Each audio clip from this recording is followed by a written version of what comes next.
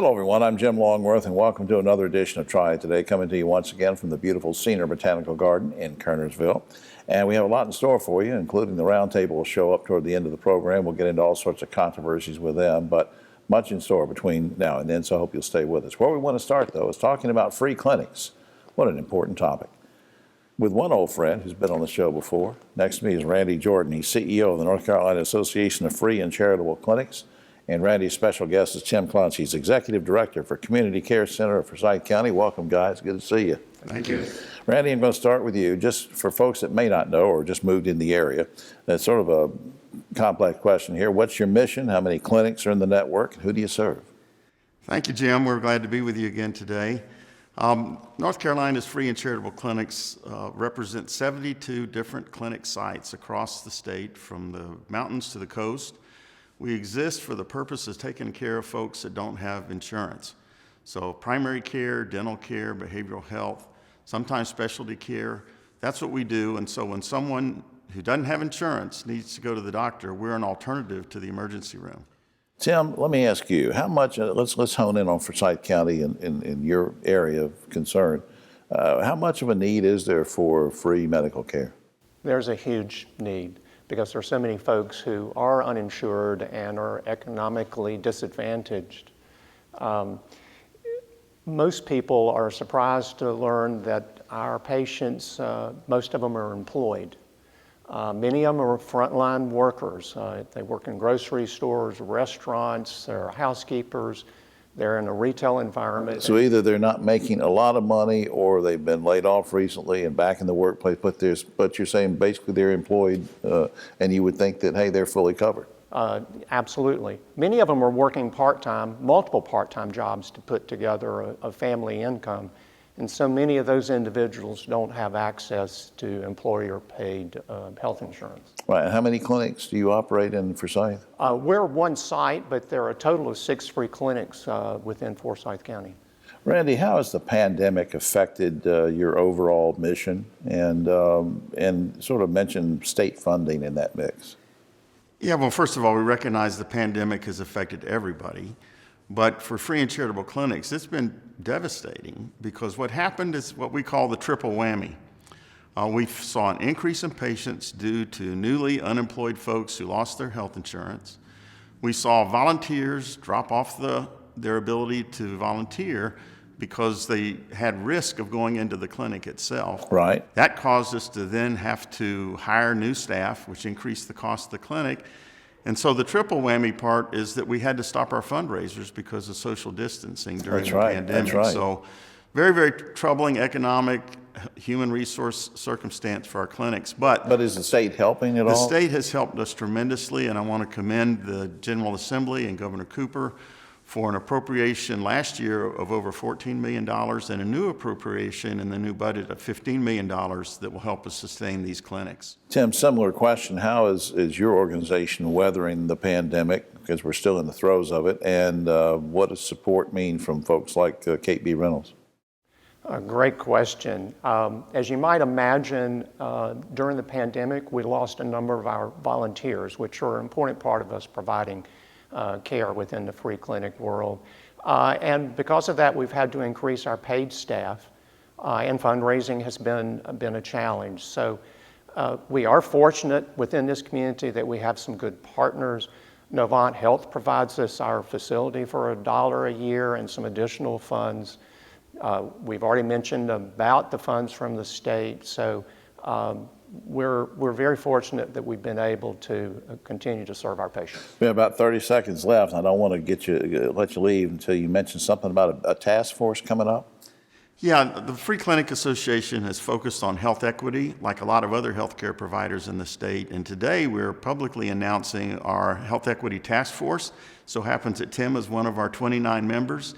And we're going to do our best to be sure that every citizen in the state gets a fair chance for good health. I want to talk about those health disparities. Maybe we can get the two of you back and go in depth on that. We'd love to. Up on the screen, ncafcc.org is a website you can check out. Also, carecenter.org, you can check that out. And our big thanks to Kate B. Reynolds Charitable Trust for all their support and help, not just to free clinics, but all sorts of organizations around the area, kbr.org.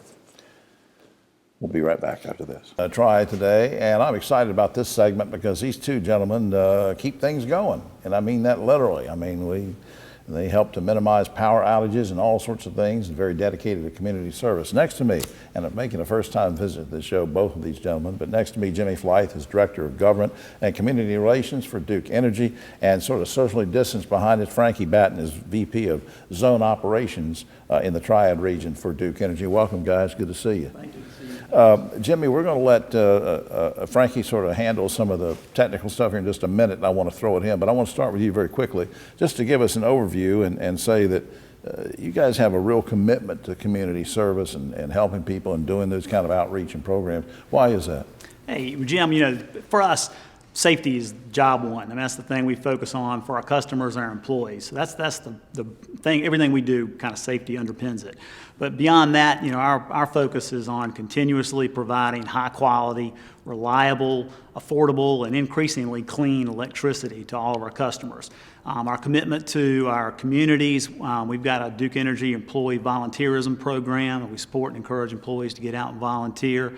And then we also have our Duke Energy Foundation that provides grants of more than $30 million annually. And I want to salute you for all those things, and that's sort of a preview because one thing I didn't mention is that Jimmy and his folks, his team will be coming here each month here throughout the year to share some stories with us. Now I want to turn to Frankie real quick. Frankie, I'm not a very high-tech guy, but I hear that you and your team use smart technology to do, among other things, minimize power outages. Tell me about that. We'll be glad to, and we're very excited about what we're doing in the smart grid technology. With our self-healing networks is what we call them, our self-healing teams. And what the self-healing teams allow us to do is very much like a GPS in your car. It allows us to, through sensors and switches, to be able to identify that an outage has occurred due to a vehicle accident or storm, and then of course allows through technology to reroute and keep a lot of our customers on and not experience the outage. And some of the ones that do experience an outage, it may be as small as a minute. And then we can focus on bringing our crews in to work where we have the actual damage and minimize the amount of customers that are impacted. Now, is this already deployed all through, I didn't mean to interrupt you, but No. is this already deployed throughout the Triad? We have it deployed in the Triad in certain areas of our main lines, and our goal over the next several years is to continue that. Actually, we have so much of our budget every year in capital space to continue to grow our self-healing network on our main lines.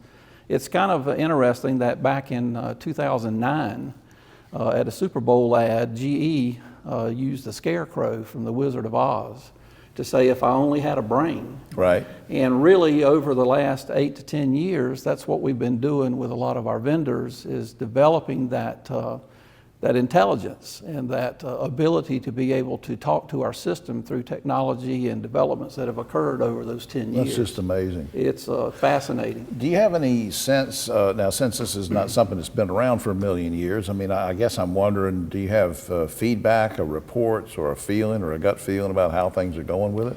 We do. Obviously, you want to look at the data so that it tells you what's working well and where you need to close gaps or continue to improve, and where this technology will best serve our customers and in other areas where it may not be available.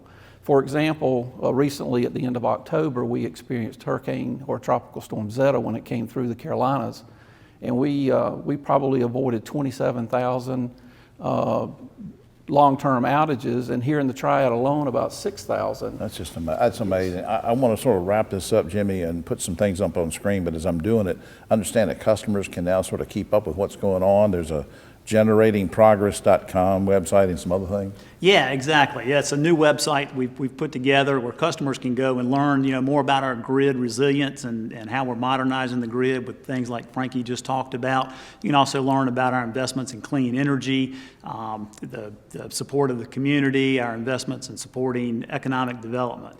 So we encourage people to go there, sign up. You can get a periodic update email to kind of let you know when something new has been added to the website. I think that's great. It's up on screen, generatingprogress.com, and also the general website is duke-energy.com, which has all sorts of good information. Again, we'll be having some of these segments each month with some of the team, but I want to thank you, Jimmy, for being part of the Triad Today family. Frankie, thanks for coming by. Thank you, Yeah, Jim. we look forward to it. All right. Thanks, Jim. We'll be right back. Back now on Triad Today, and with an update on the expansion at Novant Health Kernersville Medical Center. Here's Kirsten Royster. I'm Kirsten Royster. I'm the president of Novant Health Kernersville Medical Center. And we've been in the works for about 2 years now on our expansion, and certainly very excited about our groundbreaking that we did last month on our 60,000 square foot new expansion. And, we opened in 2011. So we are a little bit over 10 years old, and we've expanded a number of times to add specialty services like cancer center, orthopedics, neurosciences, women's health. We recently added robotic assisted surgery. So we've continued to bring advanced care locally to this area of the Triad. But in this next phase is a physical expansion of the medical center itself, where we'll add medical beds, expand the intensive care unit, install a new heart and vascular lab, and also have the very first birthing center here in Kernersville at our medical center. So we've been very purposeful about thinking of what are the services that this community will need as it continues to grow. And based on the age groups that are growing in this area, then we certainly believe that these services will be extremely beneficial to being able to access care locally. The expansion is very patient-centered, and our design team has been very focused on making sure that there's spacious delivery rooms in our birthing center, that we utilize as much natural light as possible. Home light conveniences have been very important. And so we're very excited about being able to bring all of this expansion to life by the end of 2023. So as we thought about the expansion, I think we always make sure that we are looking at what's occurring in the community. And so there's been so much growth, both residential, economic development in this area of the Triad and Kernersville in particular, that we really wanted to pay attention to who the future patients in this area would be. And so we selected the birthing center as one of the services we needed to add because of the growth that we expect to see in the 18 to 44-year-old age group.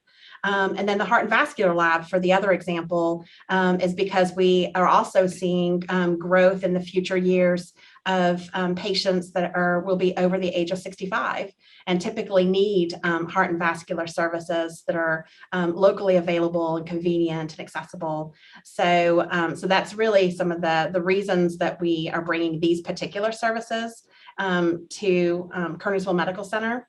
That we know how important access to care and experience has been. This medical center was founded on that premise that having advanced care provided locally, that was what a tremendous, enthusiastic group of community leaders wanted as this medical center was even envisioned before it was even built.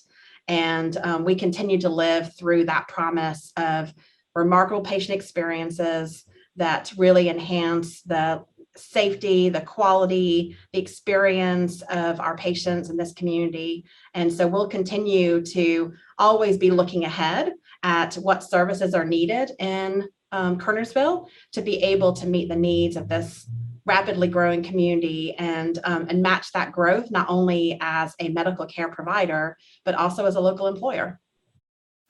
Thanks, Kirsten. For general information, you can always go to the website www.novanthealth.org. We'll be right back. Back now on Triad Today, and time to check in with Mr. Theater. If you've never watched this show before, number one, shame on you. And number two, you know that I'm talking about Dave Briggs, director of High Point Theater. Good to see you again, sir. Good to see you, Jim. Happy New Year. Same to you. Let's start with COVID protocols, because it seems like every month these things go back and forth. Update us now. What's the, with the new variant being so widespread, what's the new policy in the theater on masking? Well, we are currently following the same guidelines that the Guilford County, the state, the CDC is offering. Masks are optional at the High Point Theater, but they're encouraged. If we got a big crowd there, you don't feel comfortable coming in, put a mask on. What about seating capacity? Seating capacity, we are at full capacity. All right.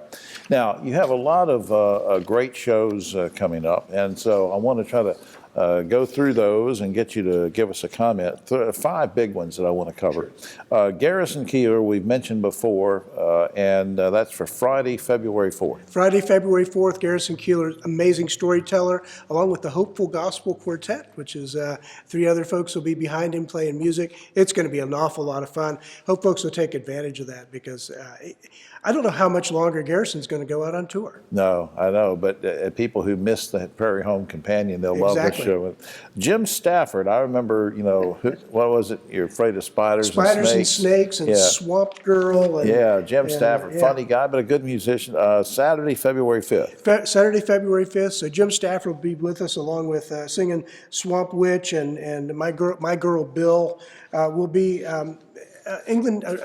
John Ford Coley, who was with England Ann and John Ford Coley. Oh, so he's coming with He's coming with them. They're together. And so Nights Are Forever Without You.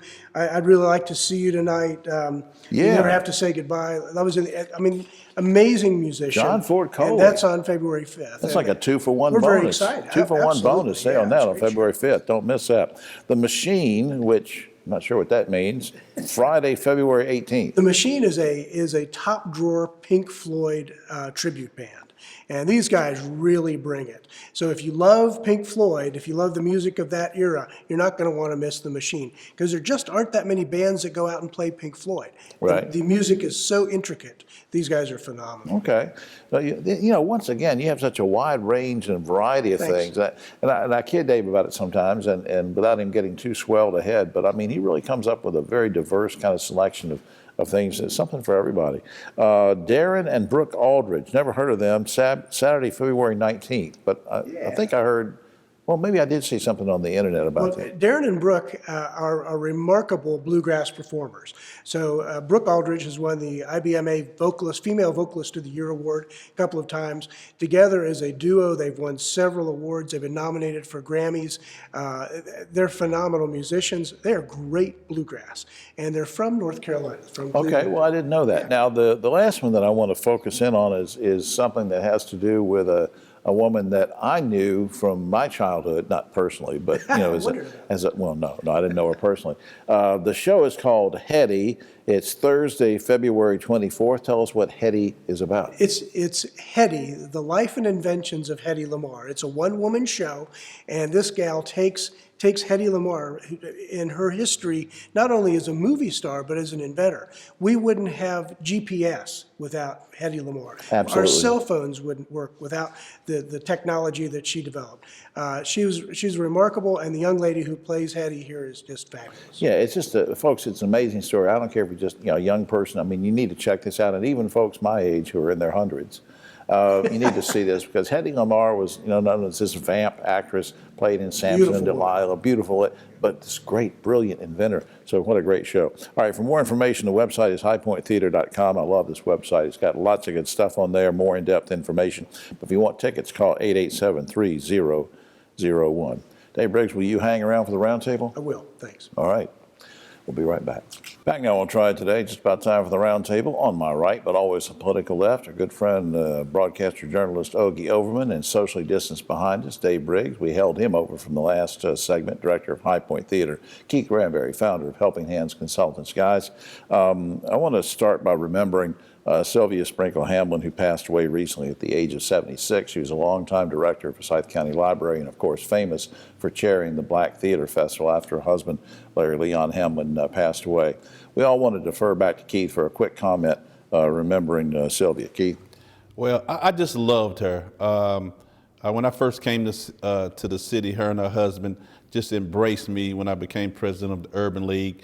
We then went on and created a scholarship in her name, her and her husband's name, at the North Carolina School of Arts. And she was just an amazing person, not only a community leader, but she was a worldwide leader who took that National Black Theater Festival and made it a worldwide phenomenon, man. And she will be immensely missed. Somebody she that was just someone. literally cannot be replaced. She cannot just be replaced. quite a force of nature. All right.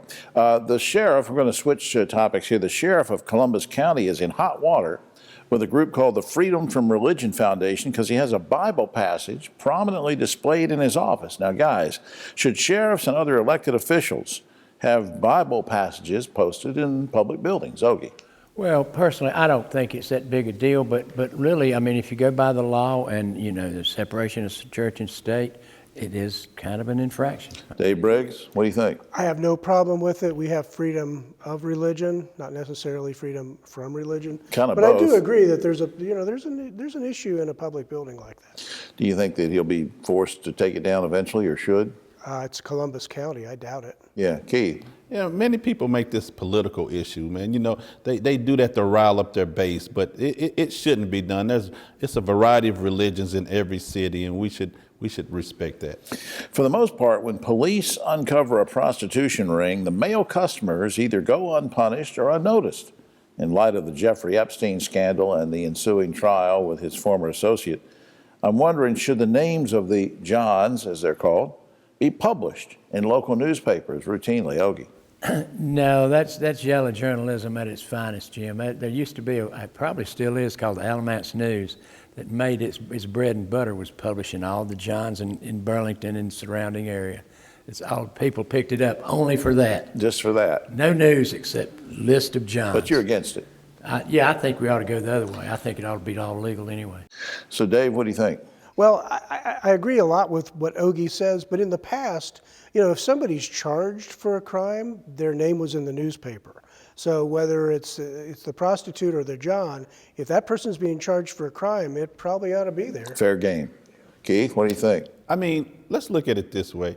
A lot of times these young girls are being sexually trafficked. And if you're doing this type of behavior, your name should be published because they're using these young women, and that's just not right. Whether you're using them directly or indirectly doesn't matter, is what you're saying. That does not matter. All right. Tennessee has become the latest state to require cosmetologists and hairstylists to receive training on how to recognize signs of domestic violence. The state is requiring them to do this. You okay with a state requiring a salon staff to be trained in on how to notice domestic violence? Ogie. I think it's a good idea. I mean, you're going to confide. You've heard the old thing about there's no secrets in the beauty parlor.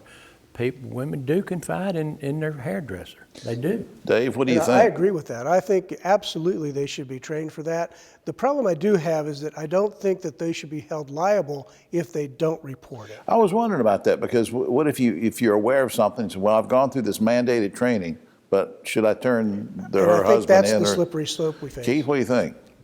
No. I just think it's hairstylists being trained to do what again? Recognize domestic violence when they see it. Hairstylists themselves are gossipers, so I don't know. That's a slippery slope, man. Hey, we're going to hear it. I don't know about that. Keith Granberry. Maybe you can educate them, but I don't know about the training part. That's a lot. That's going to lie. And it's a lot of issues there. Mandating it, should you mandate it? And then should you be trained? And if you are, should you say anything? But yeah, I agree kind of with Ogie too, that it's a serious thing. And if you see it, if you can help out, that's fine. The U.S. Postal Service is seeking a 120-day waiver so that employees aren't mandated to be vaccinated. The deputy postmaster says such mandates would stretch the agency too thin and delay mail service. You think they should be exempt, Ogie, quickly? Well, DeVos strikes again. Another dumb decision. Of course they should be vaccinated. Dave. I think they should be exempt as long as all of the staffers in Congress are exempt as well. Keith. They should be vaccinated. What about a pandemic? Don't they understand? I don't know. Finally, a German countess recently passed away and left her entire estate to her dog, Gunther. Gunther's now worth $80 million. Guys, if you were wealthy, who would you leave your estate to, and would it be a pet? Ogie. Well, it wouldn't be a pet. We mentioned this before one time, Jim, the publisher of High Point Enterprise left a lot of his estate to his dogs. Yeah. And there were some ill people at the High Point Enterprise, too. I bet. Dave? I certainly love my animals, but it's not going to the dog. Keith, where are you going to put your estate? I'm going to leave some to my mom, grandmother, daughter, brothers, and I'm gonna give you some, Jim, to make sure that Triad Today is around for 100 more years. No, that's good. I feel like we ought to just end right That's there. right. That's right. Let's end it But right that's all Take the. the money and end the show. Yeah, That's that's right, all take the money. that's Don't all end the the show. time we have. Oh, except for this, there is a young Slovakian model who's upset because she keeps getting kicked off of Instagram. She says she keeps getting kicked off because she's so beautiful, people don't believe she's real. I have the same problem, said Keith Granberry. Back at you. Never mind. You got me All right. on that one, For all man. of us here on Just Try wrong. Today, we'll You see know you it's next wrong, week. right?